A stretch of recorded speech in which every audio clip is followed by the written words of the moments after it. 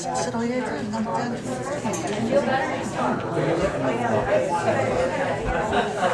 That's the reason why we have not finished it.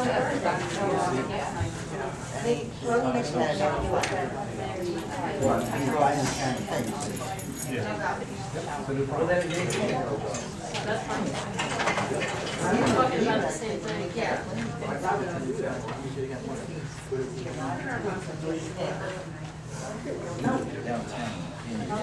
No, I said I don't think that's cheating.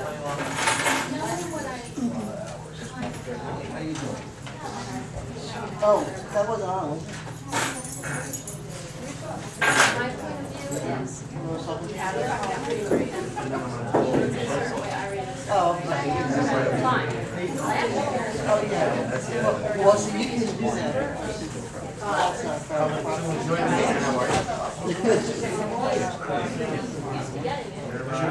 Who's our agenda? Don't you guys have to follow? He's like, we have a contract with him, like. Probably wrote it.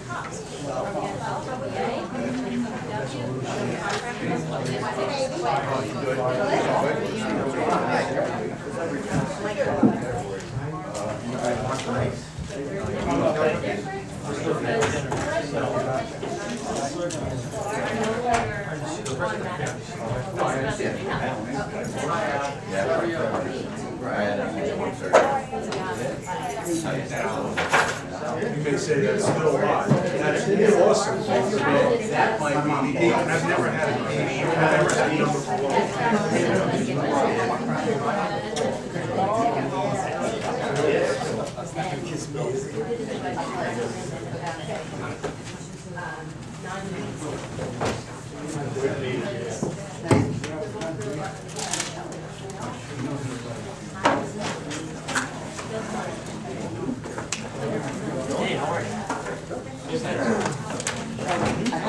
Good. Figure out how it got there.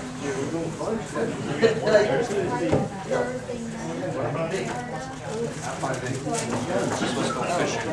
I gotta get on a plane. Did you change your vacation? Did you change your vacation? You kept it? You gonna play the fire? Another 12 more hours. So I did that once in 1996. Let's go to Mexico. Yeah. We left. Everything's fine. We get down to Mexico City.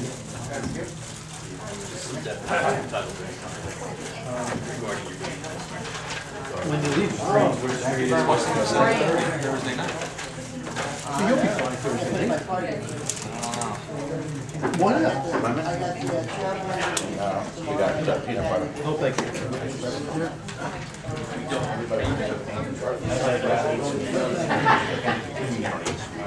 Oh, look at you. Go. Third time, you're right.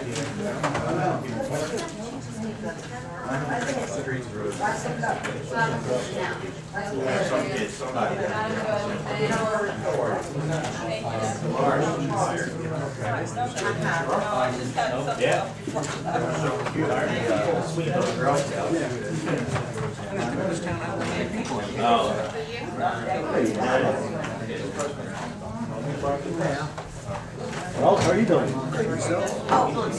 Okay.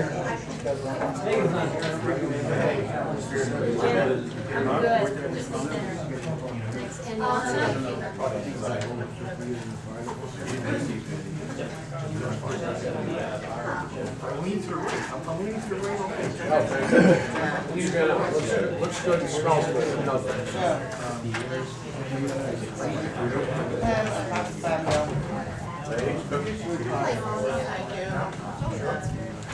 Thanks anyway.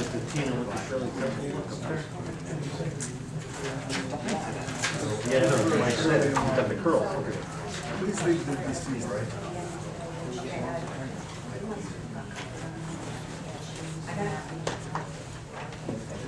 Even a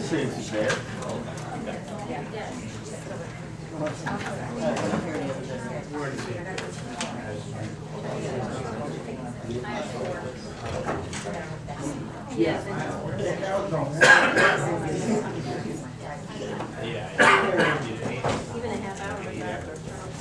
Sarah's gonna stay with us if the reporter puts together. If you guys, I'll go with you guys wherever.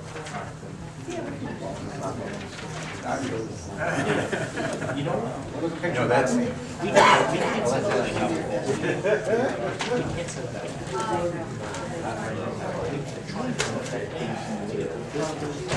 Oh.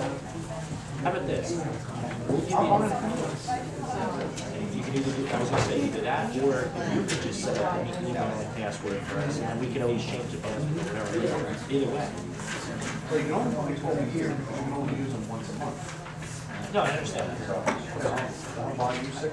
But they have other ones there too, like places that we go. Yeah, right. There's other places. You can look at dollars.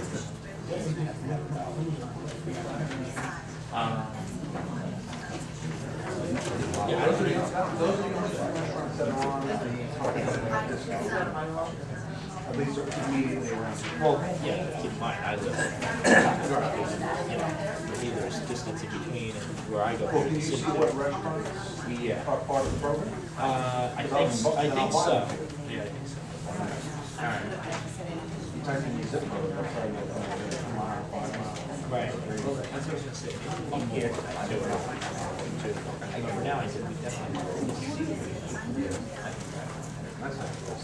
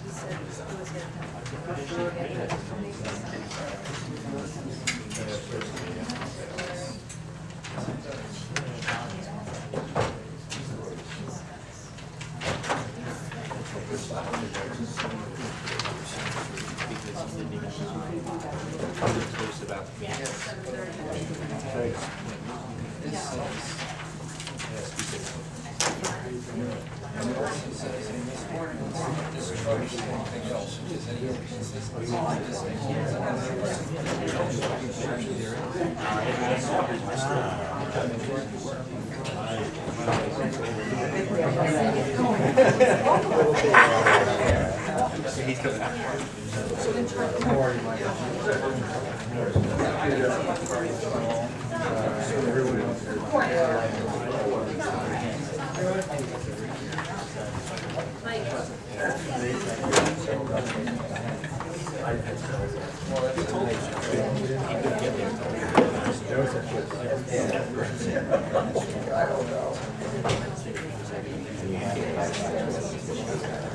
Okay, good. I think Fred.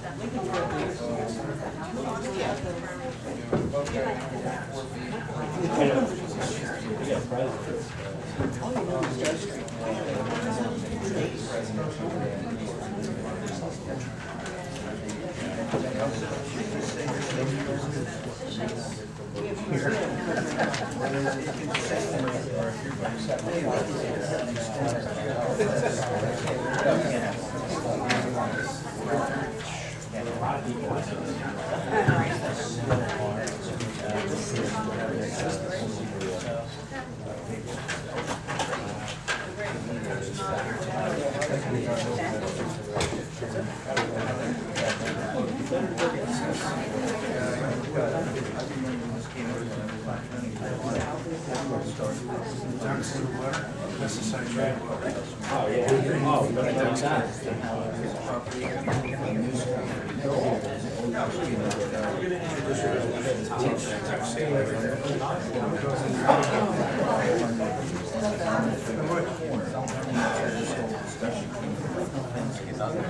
So next month, last week.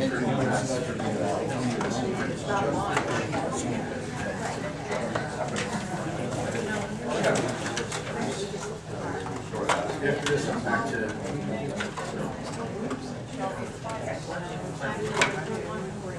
Sir?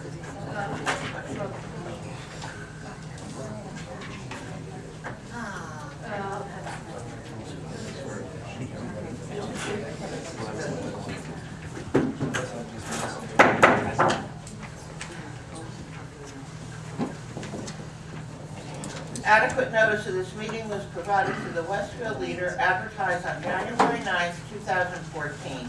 Notification was sent to the Star Ledger and prominently posted on the municipal public bulletin board and filed in the office of the municipal clerk, informing the public of the time and place according to the provisions of the Open Public Meeting Law, Chapter 231, Public Law 1975.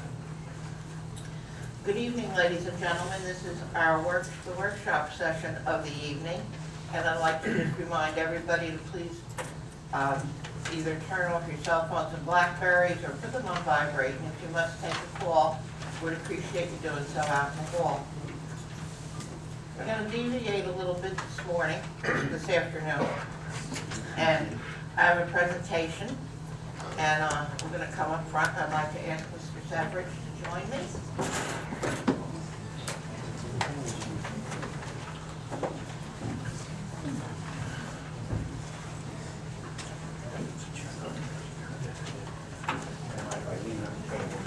Go right ahead. Anything your heart desires, Bill.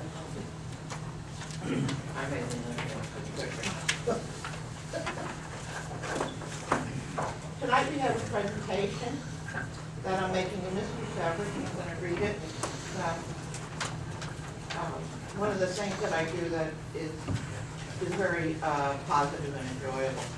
Whereas Bill Severs Jr. has faithfully and conscientiously served the Borough of Garwood and its citizens as a member of the Garwood Fire Department for 55 years. Whereas Bill served as fire chief from 1972 and 1973. And whereas his devotion to the department and the borough stand as an inspiration to the members and the citizens of Garwood. And whereas the Borough of Garwood wishes to publicly acknowledge and commend him for his loyal and dedicated service to all the people of the Borough of Garwood and the Garwood Fire Department. Now therefore be it resolved by the Mayor of Garwood is hereby express best wishes to Bill Severs Jr. and his family in the coming years, and be it further resolved that the Mayor be and is hereby authorized to affix her signature to this acknowledgement presented to him in the state of January 14, 2014. And I want to thank you personally for your service to the borough. Thank you.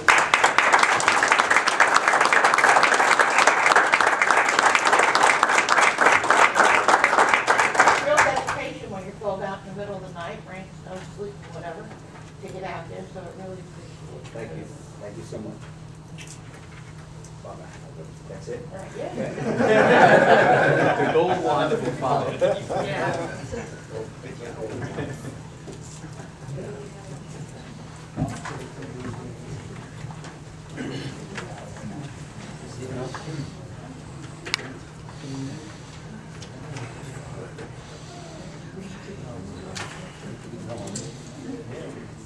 I'm going to move on with the regular order of business.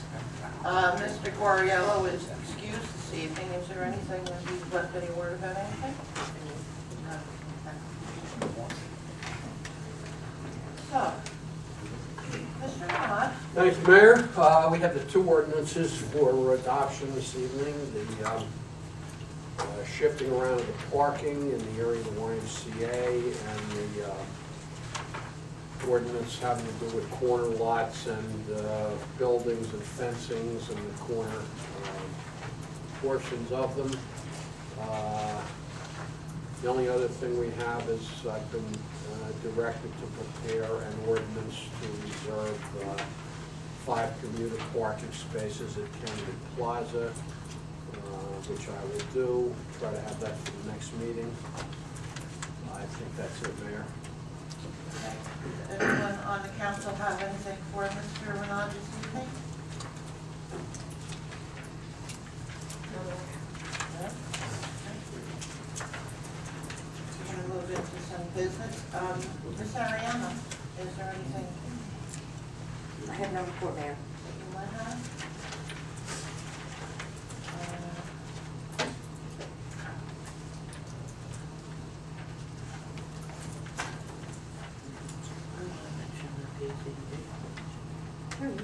Yeah, okay, we can do that now.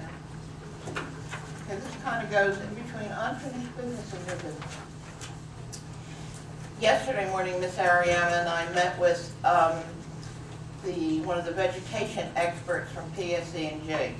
And I have mentioned before that we are participating in a pilot program here in New Jersey that is being directed by the BPU to PSE&G, and we are one of 3 towns that was selected from all the towns that submitted requests. We had a very interesting meeting, and of interest to Mr. Neerstadt might be not only the trees, but the fact that the gentleman came in with a chart of the town, and when I asked him, where do we get our electric from, as, well, you had expressed an interest, that's to the grid. He hesitated and said it actually comes in from 4 different locations, which explains why sometimes we're a little compromised and they're not quite sure exactly where an issue is taking place. For the benefit of those of you who are not familiar with what we're getting involved in, PSE&G will be making the rounds of town to inspect all of the trees that are in the one specific corner, and any of the trees that we ask them to inspect as well. They are not just going to be town trees, but they are any trees that are either dangerous or hazardous that can impact on electric service should they be compromised in a storm, be it wind, snow, hurricane, or whatever. And they will be, could be taken down and they will be replaced. The program will also extend into on private property, but nobody's going to be taking down a tree without permission from the homeowner. If a tree does come down, it will be replaced by another tree, and the homeowner would then have their choice of what kind of tree out of 4 or 5 trees that are not considered to be a problem with power lines. So you may have a neighbor who's got a big towering elm or oak in the backyard and it looks perfectly fine, but if it falls down, it's going to impact the wires that are across the street. Those are the types of things that they're going to be looking at as far as dangerous trees. As far as hazardous trees are concerned, it would be those that are damaged already, that the damage may not be visible from the street. PSE&G does go around and look at the trees on the streets, and they can't see everything if the tree is rotting on the backside and it's, you know, without going on somebody's property, and they generally don't do that. So I think this is something that's going to be positive. Ms. Ariama has her tree list right now, and they will be putting together their own, and we're going to get the 2 together and figure out what next steps are going to be. One of the other municipalities is in Clifton, and then there's a third that's also in the central New Jersey service area of public service. This is separate from JCP&L, and it's separate from Atlantic City Electric, which is doing their own program under the direction of the Board of Public Utilities. So just to give you an update on that. So if anyone sees anyone walking around their property looking at a tree, that's where it's coming from. So they will not be alarmed. And I believe we're going to be putting a notice up probably on the website with regard to that, when we get to that point. Question, Mayor, if I may. Yeah. You said they were going to put together a list of trees. Any idea of when they would be able to get that to us by, considering budget? He felt it was gonna be a couple weeks, but with the weather, True. it's kinda iffy when we'll be able to get the crews out. Okay. But it's, actually to take a look. This has been in the planning stages since after Hurricane Sandy, by the Right. way. I understand. There was supposed to be a conference call with all the towns in the service area today, but they just couldn't get it together. So I was hoping to have more information, but Thanks, Mayor, I asked just That's because very- of budgeting purposes. yeah, it's very So- positive for a small municipality like Garwood if somebody comes in and takes care of the costs of the trees. Also the homeowner, because it does cost a considerable amount of money to have a tree taken down that's causing a problem on the property.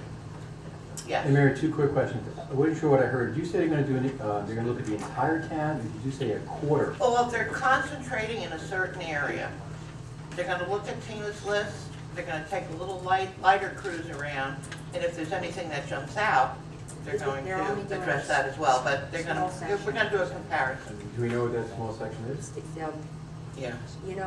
it's on the very west side of town, on the south side, maybe Maple to the end of town, 2 blocks. It's really small. It's like south, so south and Willow, not south, Willow and Myrtle maybe, the very far end. It's not a lot of area, it's a very small area. Okay. And Mayor, I am interested in that map. Did he give us, or that chart?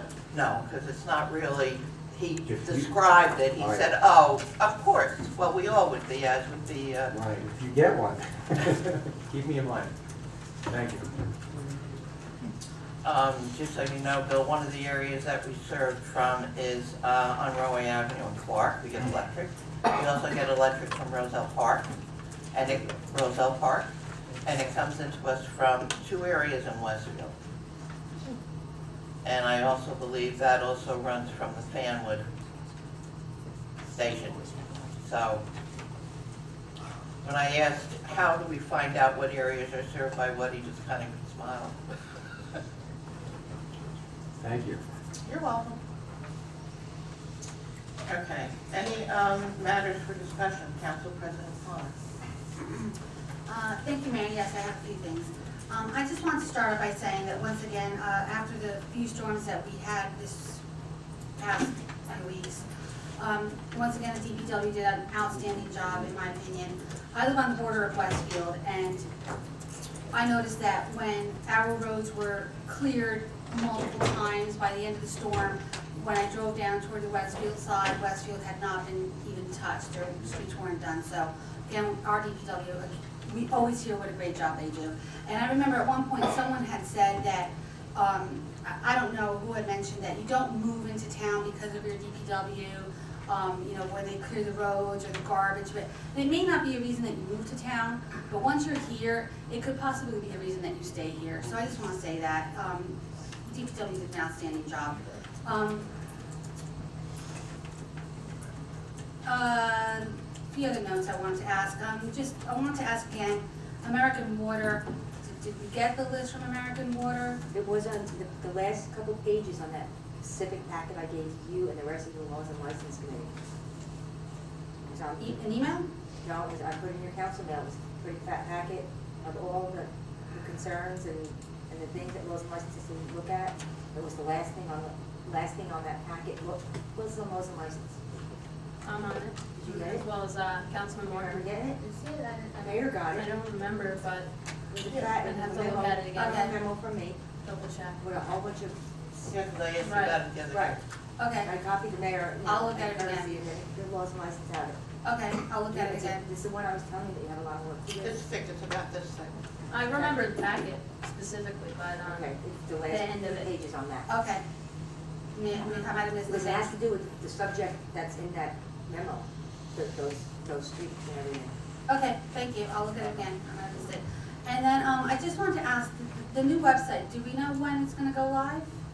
It will be live maybe in 10 days, 2 weeks tops. Okay, And then the other one won't be accessible anymore, and this one will be up.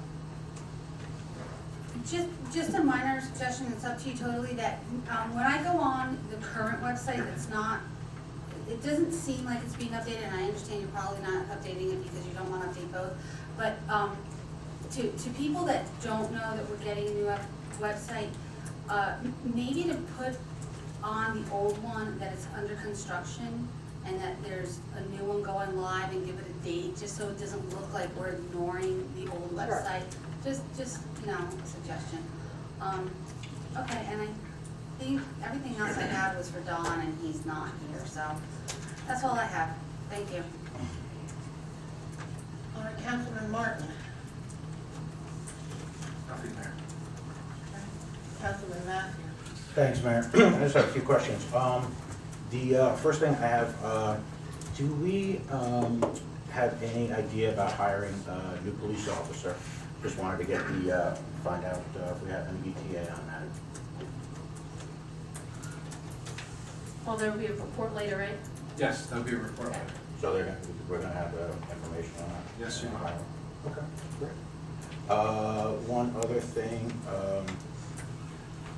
did we approve the increase in length of service awards program for the EMS and for the firemen, volunteer firemen? Still, well, it's a, sure, absolutely. All right, The, here you the attorney wrote you all step-by-step instructions of what has to be done, and that was quite some time ago, and no direction has been provided, but that's what you have to do to make that happen, it's all in his letter. Okay, because I don't know, it's good that we know that. I was under the impression it had to come out of the finance committee, that there had to be No, because it's not gonna be recommendation. funded in this budget, you have to decide that you're gonna do it first, you have to do a lot of things, it's all in the attorney's letter. You have to pass ordinances, you have to decide, finance maybe would decide what amount they want it to go to, but there's, Okay. things that the council as a whole needs to do. Maybe everyone wants to pull out his letter, reread it, if not, if you don't have it or you can't find it, just send me an email, I'll resend it to you. Okay, then let's do that ASAP, if we can get that all going as soon as possible.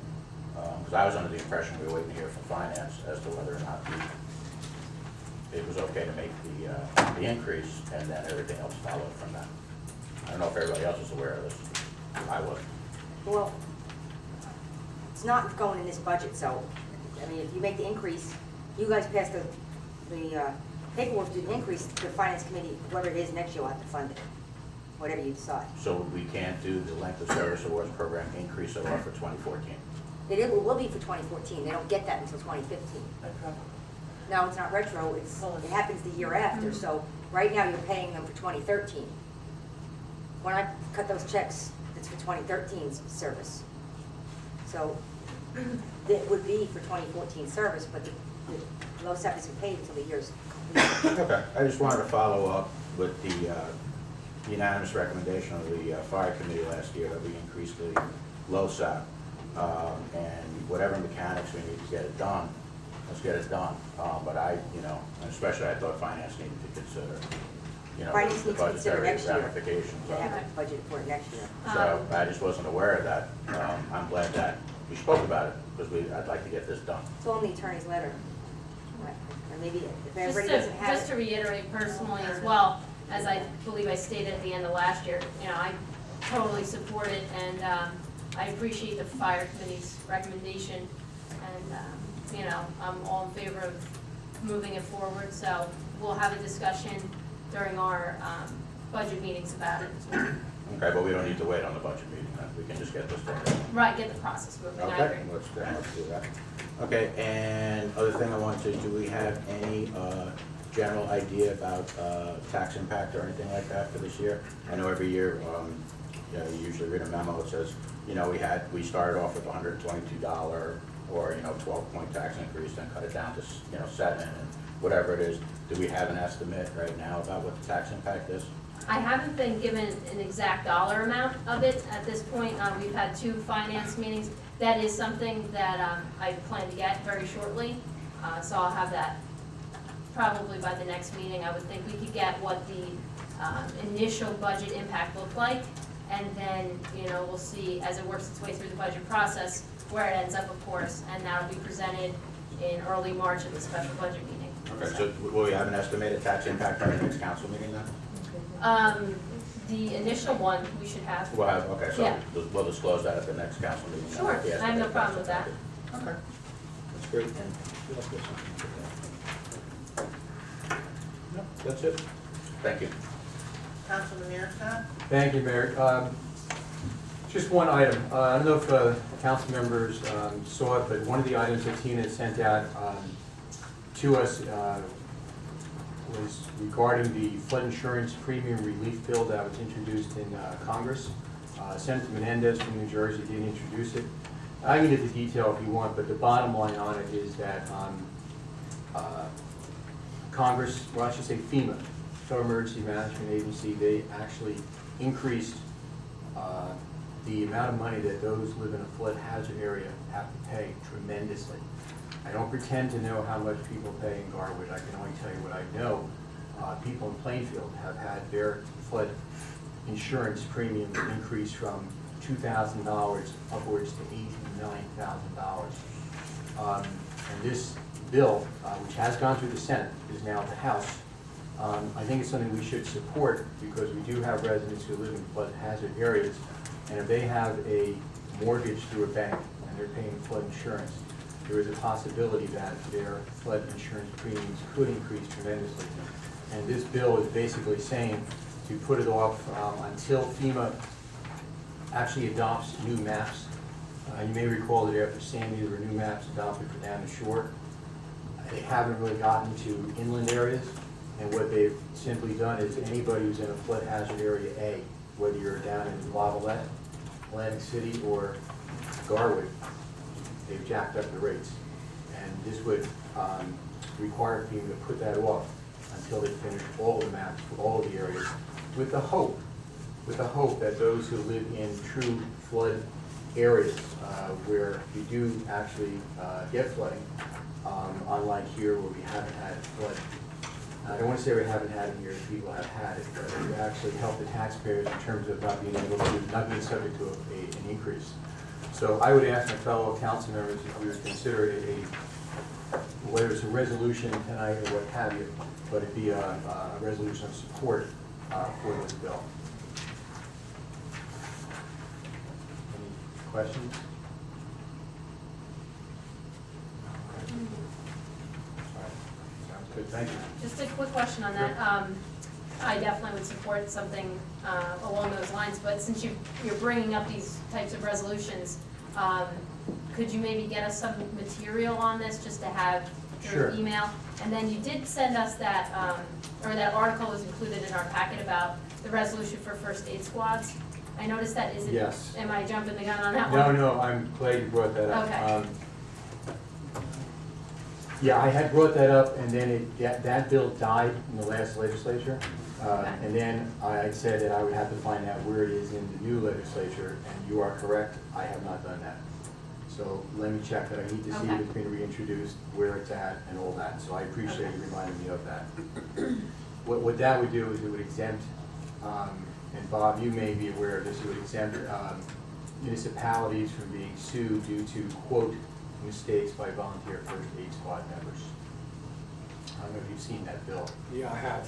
Well, actually, I haven't seen the bill, but I know about it. All right, well, I'll get It's the actually a bill. reaction of some case called Murray versus Plainfield.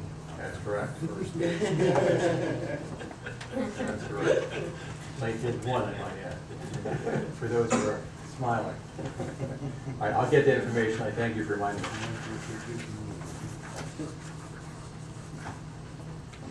Anything else? No, that's it, Mayor, thank you. Councilman Petrozelli? Yes, thank you, Mayor. The only thing I wanted to bring up, I know that at the last meeting, we discussed about a construction project manager for the athletic field. And I just wanted to give Tina, some direction to get this done, because there is a possibility of having this person hired by March 1st, which I think is a good thing. So if everyone's on board for it, can we at least just direct her to get this done? I have a couple questions. I was under the impression we did that I last thought week. so too, to be honest with Well, Lou, can I speak then? you. Sure, yeah. So I did proceed to prepare something to hire a construction manager. And we just talked about it. It appeared to me that you, through the discussion, it seemed to me like you were considering not an individual, rather a firm, where you talked about requests for proposals and things of that nature. So the next day I proceeded to do that. And in my research, I discovered that, that unless you want to hire another firm, the request for proposals isn't the proper channel. I would actually do a job description and hire an individual. But I did a lot of research on it. And although my personal opinion is not really what I'm trying to reflect here, I didn't really think hiring another firm would help the problem. I just think it'd be more of the same. You'd be paying another firm, they'd come over in the morning, they'd look at what's going on, they leave, and then they, just it would be more of the same. And my research, I realized that hiring an individual rather than a firm would probably be very effective in what you want to achieve. In other words, I wrote a job description for this person. You would set the salary, and this person would work for us Monday through Friday, 8 to 4:30. They'd be on the job continually. They'd nip all problems in the bud, and they'd come to this council meeting, every council meeting, report to you directly. For example, I had a conversation with someone today where someone said, concerning the project, oh, this one didn't do this, and this one didn't do that, and then I just, felt passionate about the construction manager because they would have dealt with all that, and you don't even know I don't even know what's going on, let alone deal with it. So what I really need from you is, this is gonna cost some money to advertise, and I don't wanna do that if you're not really sure you want to put this person in this position. A request for proposals, I can throw up on our website and hope somebody responds, but this is not a professional service, so I can't do it. I can't write that. It's not a professional service. You're looking to hire an individual with certain experience. So I wrote a job description, a detailed job description, and I would like to advertise it. And I'd like to try to bring recruits in here for the next council meeting for you to interview, and that would be an executive session. And then I would like to have them on board for March 1st, because I want to believe too that this job is going to wrap up nicely and quickly, but in the event that it doesn't, which I'm not certain it's going to, this person will at least be your eyes and ears and ensure that if in fact it isn't going, you know why, and you have a resource at your fingertips to do what you need to have happen. So I really need you to tell me that you want me to go and spend this money and do this and bring these people in here and take this all the way to that point, because that is not the impression that I got from you at the last council meeting. So I got the impression that you wanted me to get quotes, you'd review the quotes like you normally do, and you'd hire another firm. And I'm not sure that that's the best solution or what you want. Well, when you're saying that we don't want to hire a firm, but a firm, you hire a firm and they do designate an individual, like what you're saying. Because when we did this for the Board of Education, we interviewed firms like Turner, which is a huge firm, and then we didn't go with Turner, but they would have designated an individual for our project. And we hired a firm, a different firm, and they did designate one individual for our project. So why wouldn't? When I say the word firm, I mean that you aren't dealing with an individual, that you are dealing with a firm, sort of like we're dealing with now with our architects. You do have the same guy, but he doesn't work for you. These guys work for themselves, or these guys work for a firm, or I'm looking for somebody that answers to you. Now, if it's through a firm, I don't care. I don't want to employ the firm, though. I want to employ the individual, because if you employ the firm, then he answers to the firm, not you, and he has an agenda that's connected to the firm. I think you can find an individual that's not, either comes to me through a firm, but I'm not hiring the firm, You're not hiring a firm.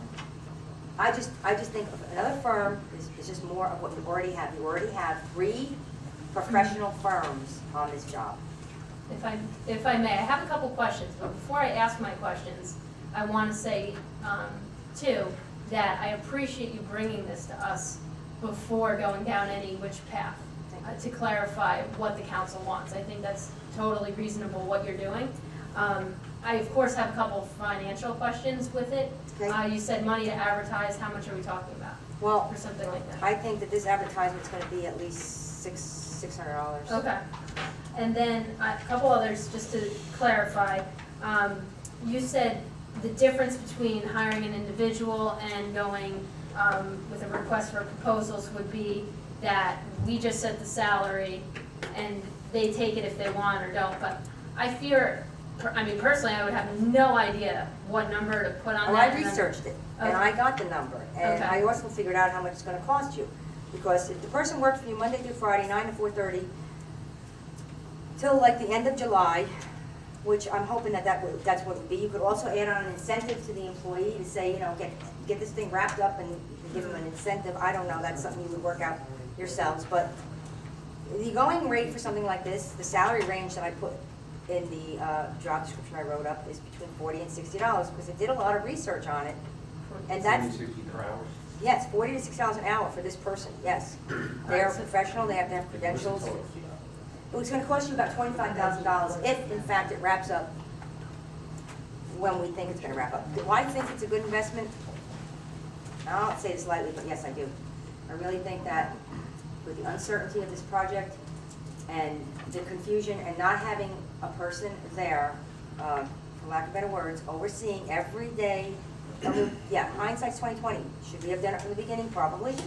But I'm afraid that someone said this once recently, that you'll be sitting here in July or August with this thing undone and saying we shoulda, we shoulda. I think it's a lot of money, yeah, but it'll be money well spent. It may cut down on change orders and other expenses that you may see otherwise. It definitely is going to bring this project in line, and if in fact it's not done, you're gonna know specifically why, and there's not gonna be any, I think that not having someone supervise the job was not, you know, like I said, hindsight's 20/20. This is my career, first time ever doing a job like this. I thought the people we hired would do that for us, the firms, but, you know, they've got 9 million other jobs going on, you know, they have, and we're not their only client. And I don't want to be a firm's, another client of a firm, because I just think that that's, again, more of the same. I think that if you really want to do this, your best avenue is with an individual who works for you. You hire him, he's your employee. He works for the Borough of Garwood, and he's employed by you, you are his boss, and he answers to you. I think that's really the most effective. With all due respect, so does a firm when you hire the firm. Okay. It works the same way. I'm Because sure. that's how we did with the Board of Education, and that worked out But fine. I can't write a request for proposals for a firm, I don't know how. There are no samples of them. Bob, is there even a such thing, since it's not a professional service? Why don't we back up and get that definition first, Bob? Is it a professional service? I'm not sure. I don't think it is. It certainly doesn't meet the definition of professional service in local public contracts act, so I would say no. But it might be an extraordinary unspecifiable service. I'd have to give that some thought, because, you know, writing a spec, I agree, would be very difficult. I mean, writing a spec for this position, I mean, just the request for proposals is going to be a big project. Right, and the other thing I know is time is of the essence here, so I don't want to delay this process any further. I think it's really critical for you to, if you're going to do this, do it as fast as possible. Is it concerned with doing it the way that Tina's recommending, that it would cost too much money? Because I'm sure it'll cost you more money if you do it the other way. Well, actually, in terms of that, I was just thinking, you know, not to push things back, that's absolutely not the intention, but 25,000 is a considerable amount of money, obviously, not something to be taken lightly.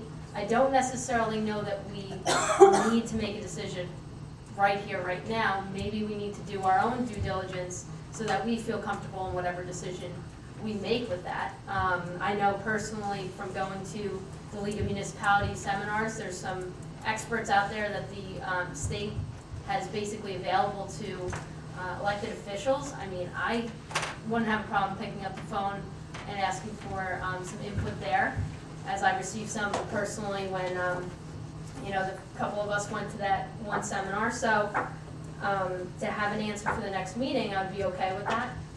Just throwing that out there. I think I want to get a better idea of the difference between hiring a firm, Well, you know hiring what, an I probably shouldn't individual. have said that, okay, because you could probably hire an individual through the firm, as Ann has experience with this, and says that you can do this. What I'm trying to say is, I don't want more of what we already have.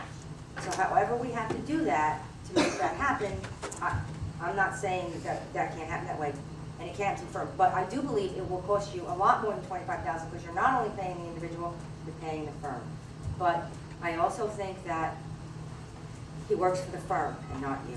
Or And she. they can change, they can then change the person. I guess if he, I mean, I guess Is he it a could matter of quit, he time? could quit on you too. I mean, you know, people can quit, you know. Well, yeah. But I don't know those things. I mean, I don't know. And I really think that if time wasn't of the essence, we could sit down and, you know, take our time and figure all this stuff out. But I think that your purpose here is to get this project back on track and find out why it's delayed and deal with those delays. And I think that the longer you wait for that, that just keeps getting bigger and bigger, so. Lou, you have any thoughts on this? Because I know you've been our, representative. I do remember having, having our discussion at the last meeting, and,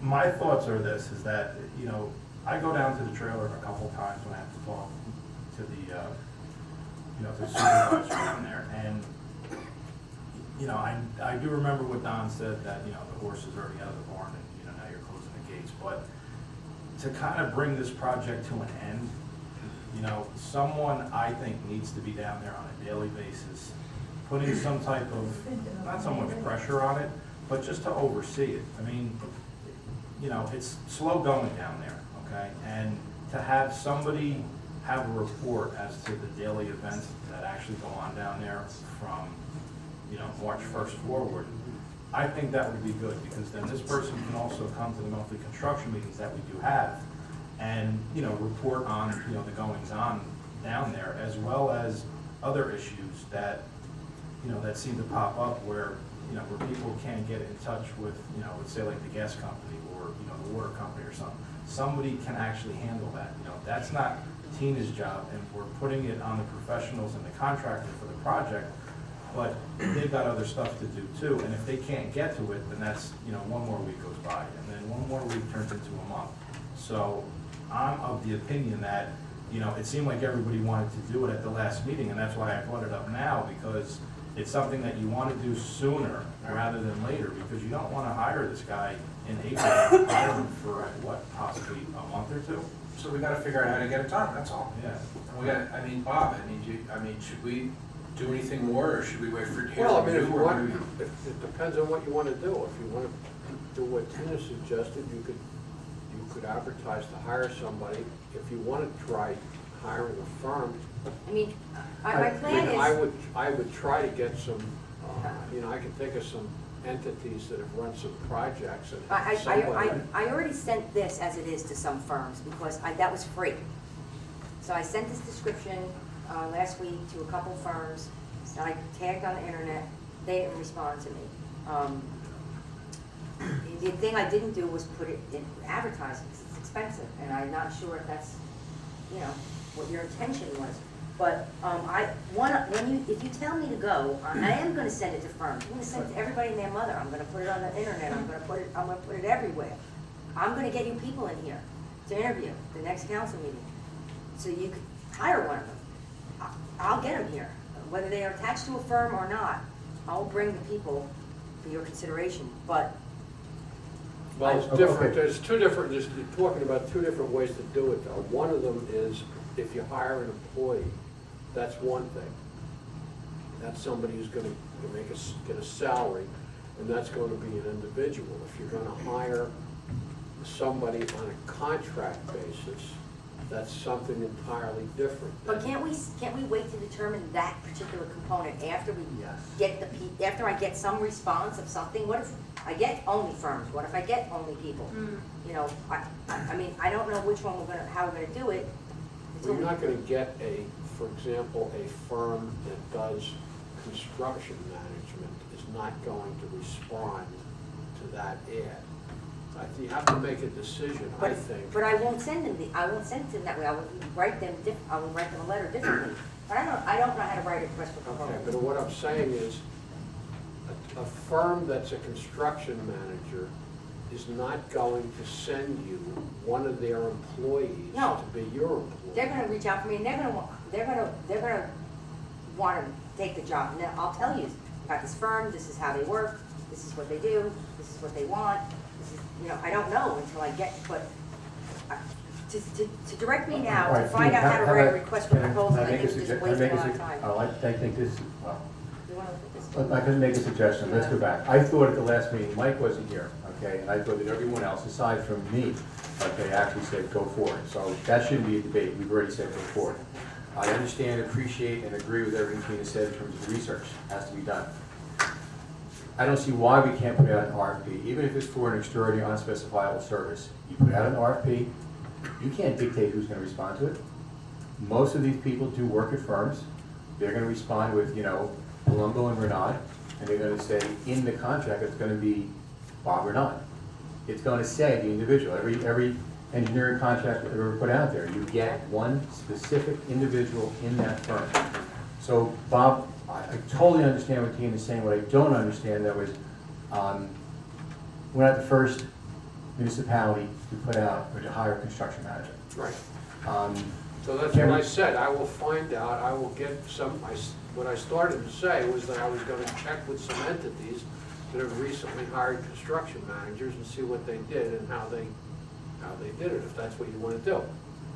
For Sounds example, you good. indicated the Board of Education hired. Yeah, I was gonna say, I guess, I just wanted to wait till the discussion was progressed.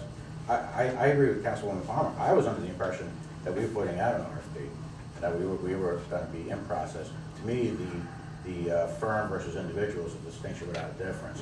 If Turner or Siami or some of these big boys come in, and we should put in the RFP, we want a point person. So I don't care if there's 1,000 people at your company, or you have a shingle and you work out of South Avenue. We have one person who's there. A firm has a lot of advantages, because maybe that partner doesn't need to be at everything. Maybe he sends the electrical guy down, maybe he sends the foundation guy down, but there's one guy who calls and reports. And that's to what us. they did, when we interviewed them, they assigned us one person. Yeah. They said, this is gonna be your guy. They don't have you talking to a firm where you're dealing with 8 different people. When we interviewed, you know, they came, maybe like 3 people from the firm came to the interview, but they said, this is gonna be the person that's gonna be assigned to you, and this is gonna be your point person. Okay, that's fine. Then I don't know how to write this proposal, and you'll have to direct the attorney, but you have to realize that's gonna push you far more than my little advertisement here. So that said, I mean, he says he can, you know, he knows. What's that gonna cost us? Well, I Mr. don't know, I haven't done Rod's anything yet. gonna do his work, and that's, you know, he's paid by the hour, so. Okay, and actually, I wasn't done speaking, but just on costs, just so you know, I mean, we gotta weigh everything versus a $3.2 million project that we're trying to save, and grant money that's out there.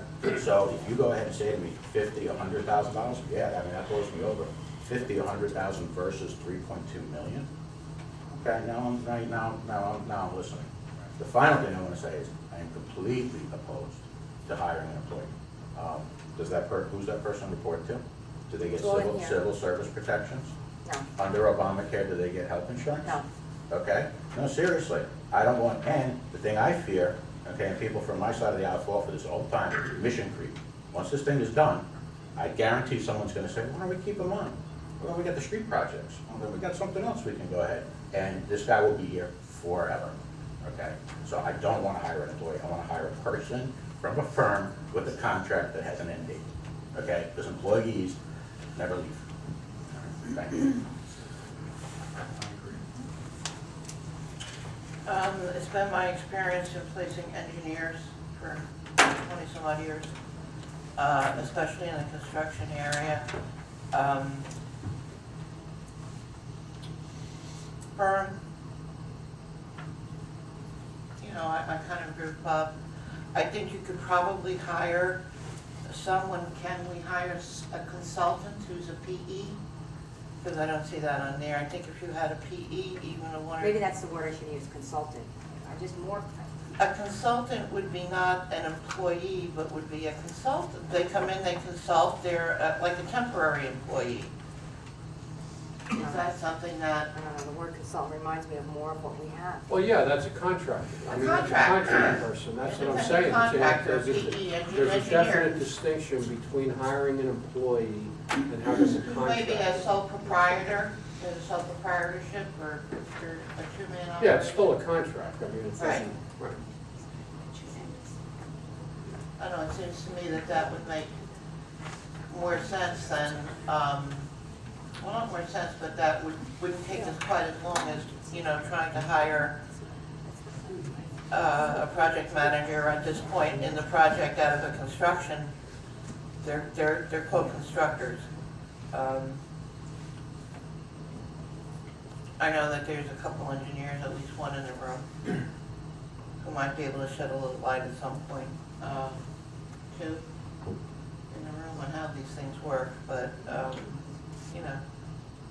So Mayor, I'd like to move that we direct Bob to do the necessary research, to put together an RFP, put out a hire construction manager with the description that Tina's put together needs to be tweaked. I'm sure Bob will do it. I'd love to have someone here March 1st, but I also agree with Sarah, okay, that, hey, with all the snow and the ice and everything else, not gonna be able to do much anyway. If it's the next meeting in March, that's fine. Let's get it out there. If it's an individual, we're gonna be interviewing all of them. So we get to pick and choose who we want. And I would move that we do that. I agree with Councilman Neerstead. With that, I feel as though we need our I's dotted and our T's crossed with this, so that we know the clear path we want. I understand we all have the same goal. We want this done as soon as possible. We don't want to delay. But at the same time, I don't want to see us make a mistake just because it's unknown territory. Let's take the 2 weeks and make sure we have this understood so we know what avenue we're taking and then go forward that way. So I totally support what you had to say. And I just wanted to stress, my understanding from the last thing was that we were in the inquiry phase. If bids come back and they're very high, or we don't get the person we think, or, you know, let's be optimistic a little bit, things proceed a little bit better than we think with the project, then we're not going ahead with it. This is really something where we're gonna go ahead, evaluate the possibilities, and we may all say we did evaluate it, and guess what, we're not doing it. I agree with that, but now I'm hearing a distinction and a difference from what we heard last time. And instead of putting out the proposal and hearing what they have to offer, this guy's 50,000, this guy's 100,000, and so on, instead it's gonna come from us. We're going to offer a certain amount of money, totaling roughly 25,000, I'm hearing, and we're gonna see who's going to take that, interview them, and then make a decision. So I'm hearing, That's not my understanding at all. that's my understanding of it. You can do that. But then that's for hiring an employee, or that's for doing an RFP? Or, Couldn't it be also, I'm just asking, don't pick if 25 it's a grand. consultant? Don't pick 25 grand as an arbitrary figure. That's what was said tonight. But I I'm just- didn't but I'm take just it saying, like, arbitrary. pick them, let's see who comes back and who can do the job and evaluate it. And again, the athletic field gets a vote, okay? It can proceed very well, it can deteriorate further, it can proceed the way it has, okay? As things are marching along, we're evaluating this. What goes on there or doesn't go on there is gonna cause us to make a decision on where we go. I agree, but I think we have two different things being floated. One is that we're putting out our price, and one that we will wait and hear their price. So I just think that also needs to get clarified, and maybe Bob can shed some more light on that by next time, so we know where we're at. I mean, what is the better avenue to go? I think it's a fair question to ask. Well, right now, I Well, think that. the difference was, it was proposed to you that you hire an employee and tell the employee what you were paying. Ordinarily, if you're having a project where you're hiring a construction manager, ordinarily you would ask them to give you proposals as to what you would charge, although you can tell them what you're willing to pay, I suppose, on an hourly basis, I suppose. And then see whether anybody is willing to do that. I guess the problem with that is, who would you suggest decide what the hourly rate that you're willing to pay somebody to do that is? Well, couldn't we look at other municipalities and see what they've been paying? I suppose, who would do that? How would we get that done? Plus, we have an added difference. We're not hiring at the beginning of the project, we're hiring halfway through. Does that change the way we go about this? I'm just asking that question because I think all these questions need to get answered, of course, before we make a final decision. Right. There's Well, gotta be a yes, and process that's what somewhere. That's what. Well, there is. There's processes online where you can feed in the information, and I can tell you where they are, Tina. You can feed in the information of what it is you're looking for, and there's many sites that'll come up and tell you what, what the going rate is for municipal work, for a civil, for a mechanical, for PE, Well, for, that's where I came up with that rate. yeah, that's how you came up with the rate? Mr. Renaud had something to And say. very honestly. But that's different, that's different if you're hiring an employee than if you're hiring a contract construction manager, that's different. Well, it's the difference between hiring a firm and hiring a private individual on a consulting. Yes. In other words, if you're hiring somebody as an employee, you tell them what you're willing to pay. It's that, You have to have. usually, if you're doing this, you would, assuming that we can do this simply as an RFQ or an RFP, as opposed to having to take the lowest responsible bid, which is certainly not what you want.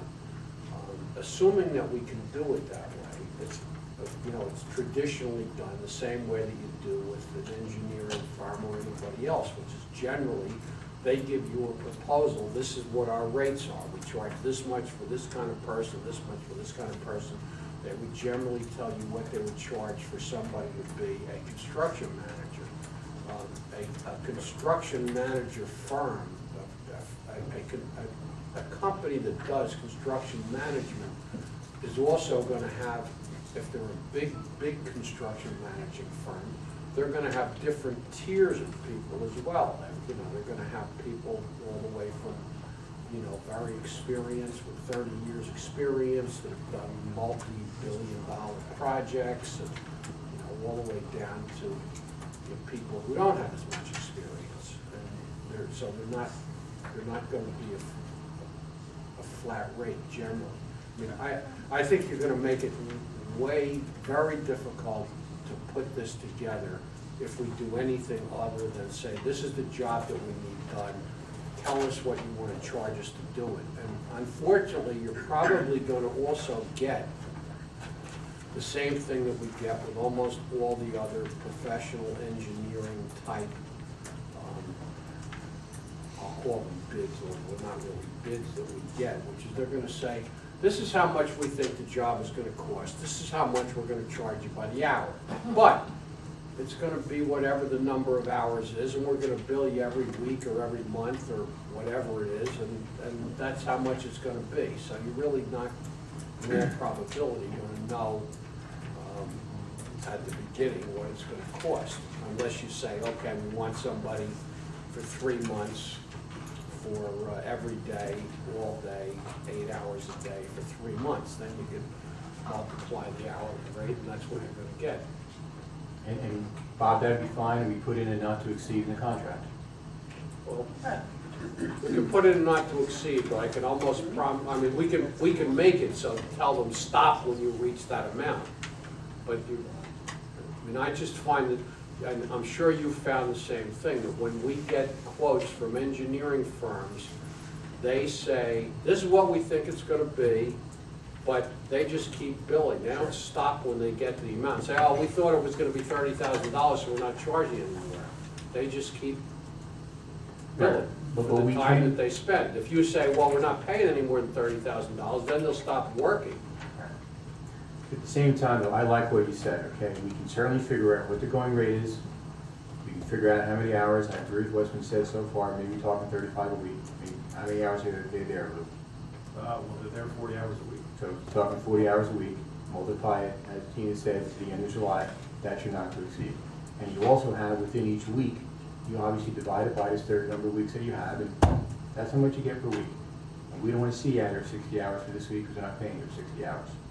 I just have to say, I don't know, I think we're overcomplicating this. I thought the RFP was construction management services, track record with municipal athletic projects preferred, trying to bring this to a close, and please tell us how much it's gonna cost. It's then up to us to decide if we wanna go ahead and pay that price. I don't think we should go ahead and pick a number or put a cap on it, because at the end of the day, we don't want a low bill on an athletic field. All right, and that's really kind of what we need to go ahead and figure out. And then the other thing is just to get a sense from the elected officials. I know there are at least two of them that are totally against hiring an employee. I don't know if there's anyone else who's in favor of it, but I'm completely against that. Because if we have an employee working 40 hours now, what is he or she gonna be doing when things are shut down at the athletic field?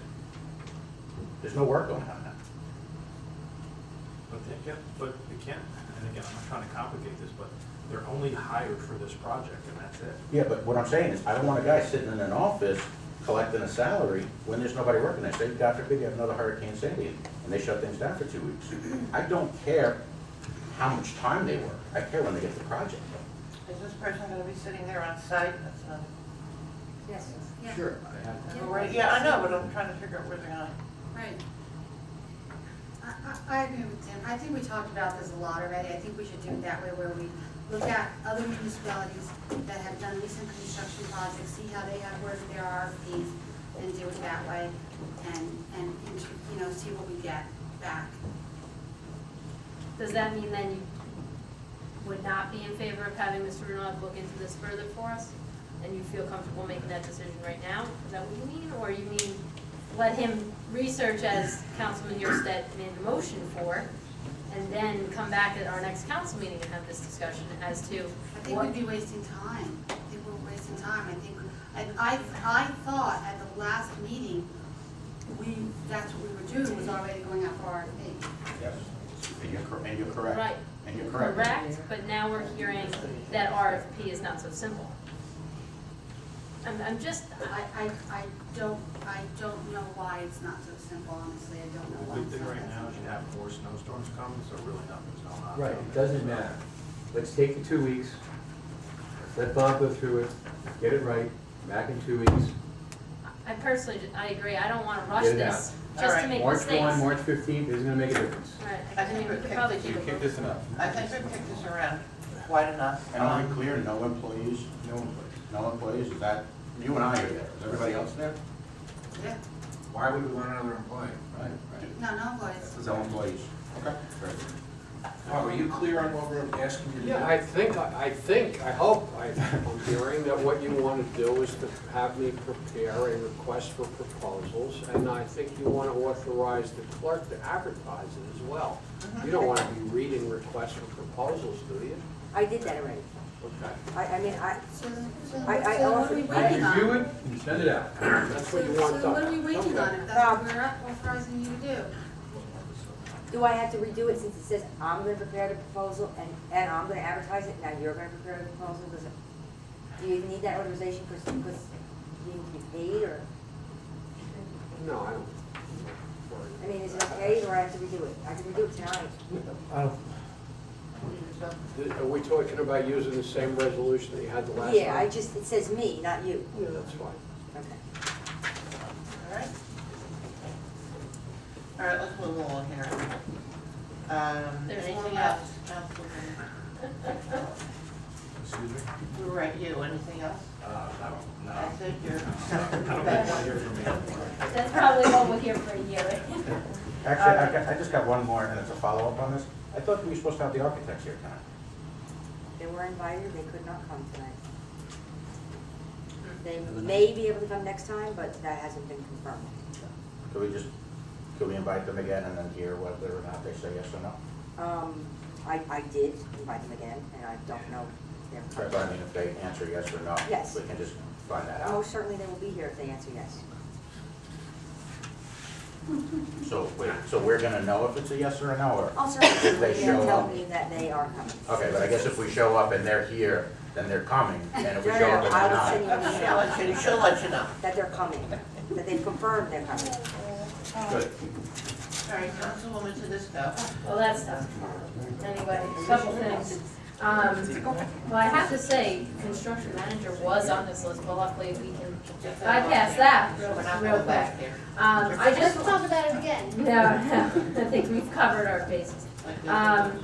I just want to say, in terms of something that I mentioned last time, we've recently got word, and I want to, commend you, Mayor and Tina, for your work in partnering up with a property owner across the way for vehicles to be parked during snow emergencies. Okay. And, that particular business has been very kind to the borough over many, many years. I'm in a few clubs that they've been more than generous to for half a century, if not longer. So I want to thank you both for that. And in terms of that appraisal, I mentioned a couple questions. One is I was going to ask the status on it, but then Tina, also, just to throw out there, since we have a paid tax assessor, can she give us that number? Or do we need to have an appraisal to No, have I think she can give you at least a preliminary number. Okay, but would we have to base anything on an appraisal because that's done by an outside company and not our own employee I don't- as the tax assessor is?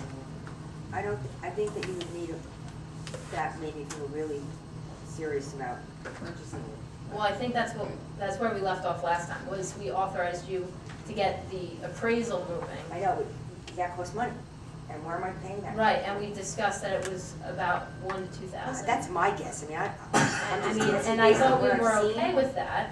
I'm But still okay with I that. think you can start with Ann, Okay, so and let's, get an idea, and then let's say Ann says it's $1 million, you're gonna say, forget that, get an idea, and then decide you wanna, I mean, is it even for sale? well, anyway, Which part of the, it's, do you know which part of the property we're talking about? The parking lot, Yeah, but isn't the parking lot like a big, it's big. the whole thing? well, we would have to It's say. one lot. I don't understand know, it's No, one it's lot. four No, I lots. don't think so. How many lots? There's four lots. I don't know, I don't know Is if it two, it's four, for sale, one? I don't know. I looked, according to the tax records, I believe, it's lot, I don't know. it's block 403, lots 5, 6, 19, and 20. Okay. So our 4035 is 40 by 100, 4036 is 160 by 100, 40319 is 20 by 100, and 40320 is 40 by 100.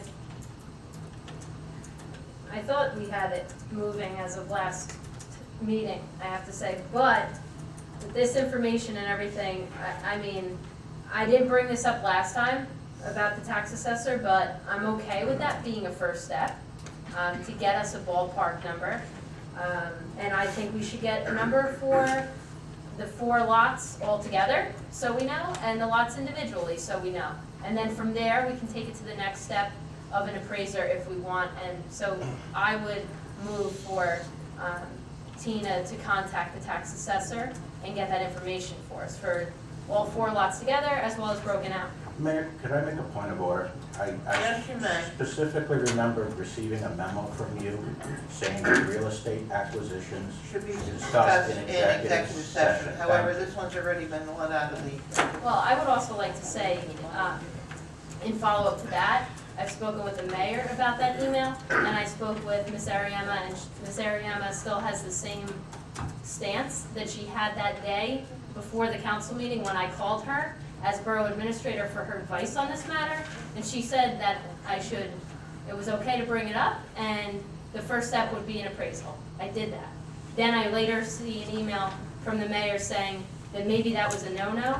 I contacted Ms. Ariema, and she felt that I didn't do anything improper, and she stood by her advice. So quite honestly, I don't know what to do. We're council members, we're elected officials.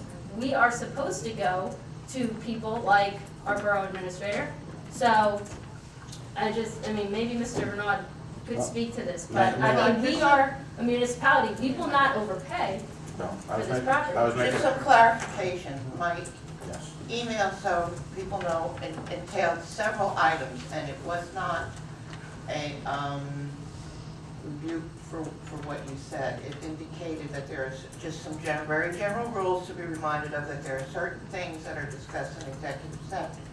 It would have been with regard to real estate acquisitions, negotiations, things of that nature.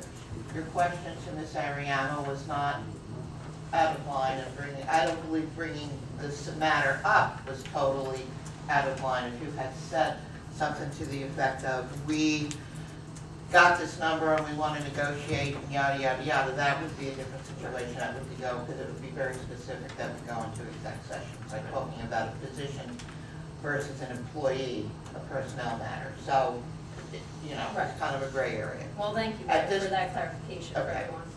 And just so the general public knows, I annually, because I don't want anyone to feel they got their hands slack, and I'm just gonna let you all know, I annually, at the beginning of the year, send out something that has some guidelines that we would be operating under, and that's the memo that Ms. Tedisco Councilwoman Tedisco is referring to.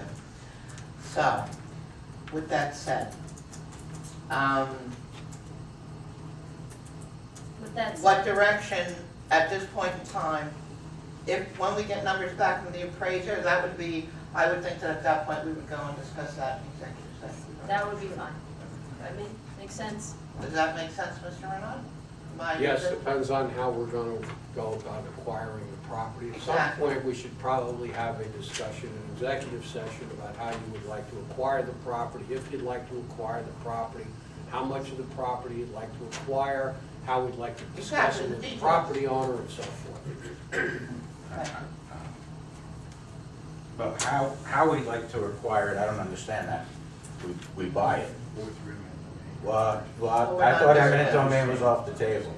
Well, then we need to discuss this publicly. I am firmly against eminent domain in any way, shape, manner, or form. You're the in only this one that particular brought instance. eminent domain up. No, we're talking about the methodology of taking it. No, There's no, buying I it. don't believe we discussed this in terms of this property that was mentioned at the last council meeting whatsoever. Those two words did not come up. Okay, so then we don't have to discuss the method of getting it. The only method of getting it is buying it, right? No, that would be a matter for discussion in executive session. Okay, and then we know. Okay, so, at this point in time, I've made a generally, motion. is everyone in agreement that Ms. Ariano should move forward with getting in touch with the real estate appraiser? Tax assessor. Tax assessor, sorry, to come back with some preliminary ideas, and then that would be taken into executive session and discussed at that time. Those ideas would certainly not, you wouldn't want to discuss those in a public session. Exactly. Yes. Sounds good. Okay, Thank you. all right, That's all I have. okay, public comment. Is there anyone in the audience that wishes to address the mayor and council? Please speak to the microphone, state your full name and address, and please limit your comments to 3 minutes. It would be greatly appreciated. Ian Mayor, 536 Myrtle Avenue, Garwood. I'd like to comment about the plowing of the crosswalk. None of the crosswalks were open. You had to walk in the street. You couldn't get through the one in the center of town. We had to walk around South Avenue to get into the Center Street. How come the DPW didn't open the crosswalks? I know this property owner's supposed to do it, but the plow was put right over the top. People were walking in the street. Listen to your stand. Samantha, would you like to address that? And I have an entire report. If you want to wade around to the streets and roads, I have an entire report, crosswalks, everything, so we can go through it all that time. Okay. Thank you. It has not gone unnoticed. We're aware of it. Next.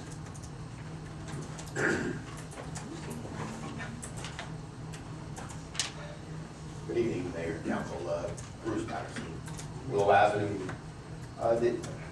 Back to the rec committee, I mean, I don't want to beat it anymore, but I mean, like, I've been 35 years in the construction, so I'd be glad to write a proposal to send out, you know, for whatever, construction manager, construction administrator, project manager, whatever you want. I can write something up. Or if Tina wrote it up, I can review it and edit if need be.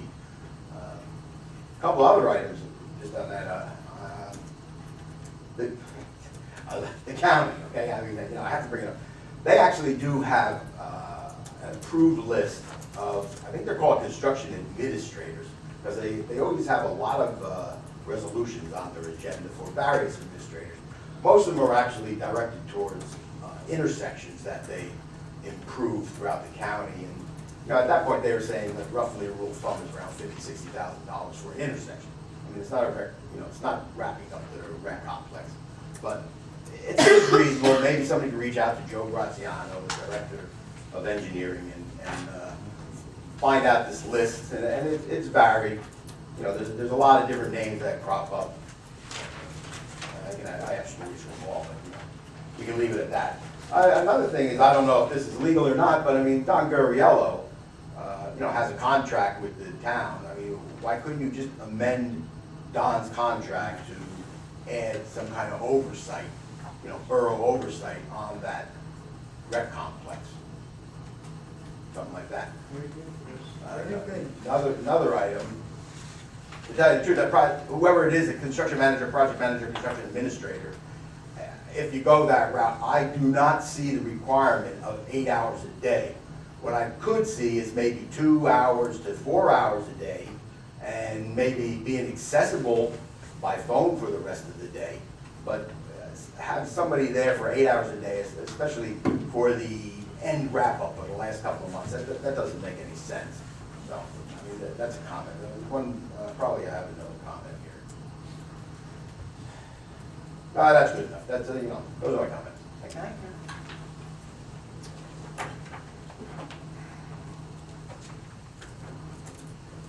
Good evening, Mayor and Council. It's nice to see you all in there. Steve Laughter, 602 Center Street. I just have a question about an ordinance on the books for tonight, 1403, corner lots. I'm just a little concerned, or just need clarification on section 4 and section 5, where it says in section H of section 4, on a corner lot, no fence other than an open fence not more than 4 feet in height shall be permitted in the side yard closest to the street, that is, beyond the sideline of the principal building. And then also in section 5, where it says all ordinance or parts of ordinance inconsistent herewith are hereby repealed to the extent of such inconsistency. How does that affect Chapter 106, the land use, Article 8, Statute 106-119, the swimming pools? Because it does say in here, for an in-ground pool, the fence shall be 6 feet. If you're on a corner lot and you're putting an in-ground pool in, it states in here the fence has to be 6 feet. But this section 5 is saying that this will trump that, and it doesn't make sense. So I'm just looking for clarification on that. It's a very good question. I'm sitting here thinking. Yeah. Okay. What's the front yard, what's the backyard? Well, you wouldn't be able to put a fence of more than 4 feet in the area where it says that you can't put a fence of more than 4 feet, which would mean that you can't put a pool there. Well, you can put a pool in a side yard or rear yard. And the Borough of Garwood, let's take Steve's property. We all know it. You're on we have Pine? Beach. Beach. All right, so Beach is side yard. He can put his pool, and that pool could extend, I believe, beyond the front building line of the current house on Beach. So if it can, or even if it can't, we don't have a dimension by which a fence has to be a distance from a pool. So therefore, if the requirement is 6 foot, and it is 6 foot because 4 foot is too easy for somebody to climb over, I think the pool requirement should remain 6 feet. I understand Steve's question. If I have a pool in the side yard of beach, and I need to put up a 6-foot fence, I can't put that up in the beach side yard. Right, which would mean that you couldn't put a pool there if that were it. That's what it, exactly what it means about not being inconsistent. You can't have, that was the purpose of the ordinance, whether, I mean, it makes it sound like, I'm sort of sounding like I'm the proponent. I'm not the proponent No, of the I ordinance. understand. I'm the mechanic, I think I said the Right. last time. The, So- the point would be that you could still have that pool, but the fence would have No, to be. you can't. Yeah, well, hang on. No, you could still have a pool in your backyard. Absolutely. Well, not if it requires a 6-foot fence in your side yard if you adopt this ordinance. No. The pool would have to be behind your building, so that it's behind the building line of beach. And the 6-foot fence would have to be even with your building line parallel to beach. Yeah, Yeah, then you that's still what I have. said, it can't be in the side yard. If you had to have it in the side Correct. yard, you wouldn't be able to do it. You'd have to have it totally in the rear yard. And then you could have a pool, and you could have the 6-foot fence. So what it restricts, Steve, what it prohibits is that pool extending into the beach side yard, and that's beyond the building line of the building. Okay, so then pretty much this ordinance I have on swimming pools is out the window. No, it's still valid. All that the new reg would do, you'd still be able to have your pool. I don't know if you have one or not, but you'd still be able to have your pool. All it means is that the 6-foot fence that you have to put up to screen that pool, I'll say, can be no closer to the street than your building line. Okay. So you still have a pool, you can still provide that 6-foot fence, but it can't be beyond the building line. And that is, as Bob is saying, the intent of the code. Okay, but again, in the land use zone regulations for swimming pools, it says that the swimming pool can't be beyond the building line, not the fence. Right, and every other property in town that's not a corner property would still be able to have it in their side yard. But a corner property, you're absolutely right, could not have it beyond the building line. Well, that's not really fair. Oh, it's not a matter of, well, I don't want to get into life isn't fair, but, I mean, it's a matter of, our corner properties sometimes more restricted? Yeah, unfortunately they are. I don't have a solid answer for that. Yes, it's corner properties sometimes more restricted. Just be thankful that the beach isn't considered another front yard. Then it would be even more restrictive. I don't disagree with you guys, it's more restrictive.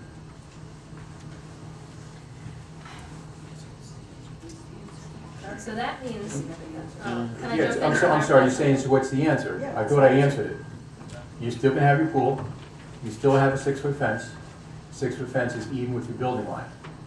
If you wanted to have a fence beyond that building line, you could only put up a 4-foot open fence. Does that answer? No, because then you, not for a pool. Not for a pool, no, Bob, I'm not talking pool. I'm talking if you want a fence, I never said with a pool. If you want to have a fence in your side yard beyond the building line, that can only be a 4-foot fence.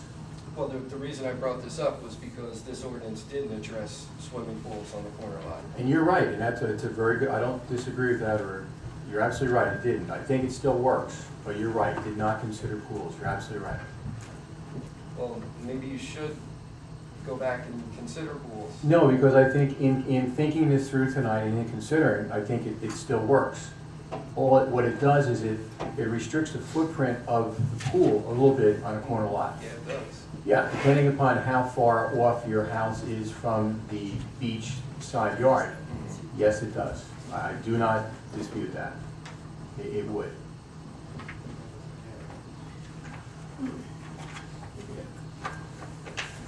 Could I ask a question just to Sure. clarify something?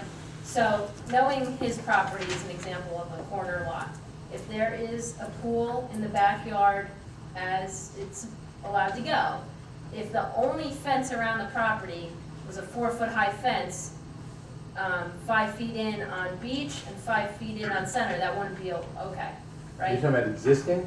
No, if they put a fence, If they were to put in a pool, they were to put in a pool Mhm. and then put up a fence surrounding their entire property, Right. basically the street of Beach and the street of Center, if they only had a 4-foot high fence around that property 5 feet in on the line, then that would not be okay because there's a swimming pool and they need the 6 foot. That is correct. Okay. So, right. You Yeah, could but almost another have two fence- fences too then, Two fences? in a Well, sense. why would you have two fences? Well, you would need the 6-foot fence, say, to follow the rules with your pool. And then if you wanted to fence in your property Mhm. from the street, then now you have to go 5 foot in from your property line. No, you On don't. the beach No, or no? no, you could go even with your, if you wanted a second fence for some reason, you could go on your property line. Oh, okay. But you could, It'd be then, 4 that foot. would be a way to have, in a sense, your 4-foot fence around, but you would still need a fence by the pool. So, Right. 2 fences If to satisfy if the you pool. wanted that. You know, the bottom line, I mean, I go through this a lot because I have to review all the swimming pools that comes into Plainfield. And all you have to do is each year read about the number of infants, when I say infants, 4 years old. I mean, we had one 3 years ago, not in town, but 4-year-old climbed a 4-foot fence. Right. I understand. So I would not change from that 6 foot because there are, I mean, I'm not exaggerating, I'm not trying to make it, you know, you really literally have dozens of children die each year from climbing a 4-foot fence and getting into a built-in pool. Okay. So you would need the 6 foot, but it does work. But you're right, we didn't think of that, but it does still work. All right, are there any other residents who would like to address Mayor and Council? There being none, let's close the public comment portion of the meeting. May I have a motion to adjourn the workshop? So moved. Second? 8:30, please, 7 minutes.